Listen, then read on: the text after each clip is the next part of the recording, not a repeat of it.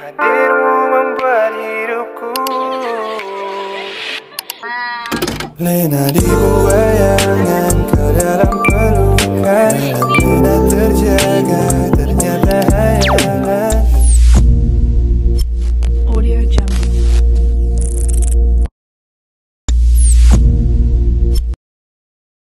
Wasilatul Saghirah Fest PSS MMI 2025 الآن يجري تنفيذ برنامج gotong royong يشارك فيه جميع أفراد المدرسة.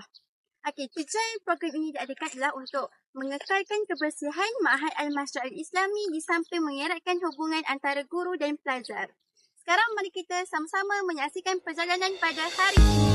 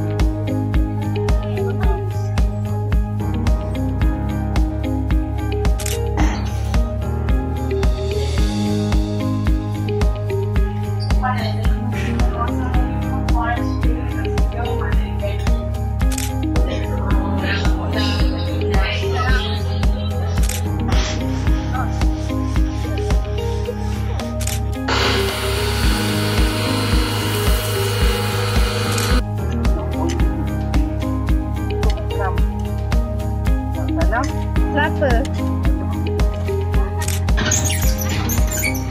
Tiga ibu dapis dan tiga ibu sidang, kipas-kipas telah pun dibersihkan, tingkap dalam progres. Okey, dan sekarang kami telah sedang menyapu habuk-habuk yang telah kami buang dari kipas. Okey. Fatin Farouk, calon terbaik anda semua. Sekalian, dengan penuh keikhlasan, mari sama-sama kita merapatkan rasa syukur kita kehadrat Allah Subhanahu Wa Taala kerana limpah kurnianya dapat kita bersama-sama berkumpul bagi menjayakan majlis peluncuran kita semula peringkat Sekolah Ma'had Al-Masyari'ah Islami tahun 2025.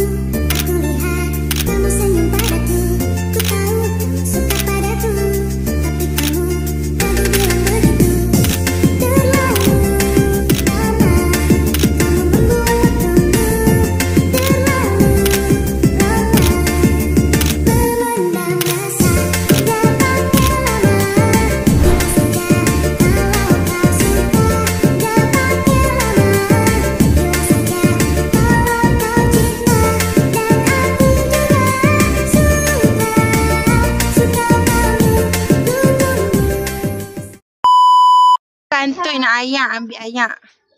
Air apa ni guys? Suha air apa ni? Air sebab Memang tak ada lah air. sedap doh dah harga tu. Sedap air minuman lah guys. Sedap gila walaupun tak berasmikan lagi. Kita first berasmi. Tapi kami je dah akan ambil. Esok kami tak cawan. Diam. Labbaik Allah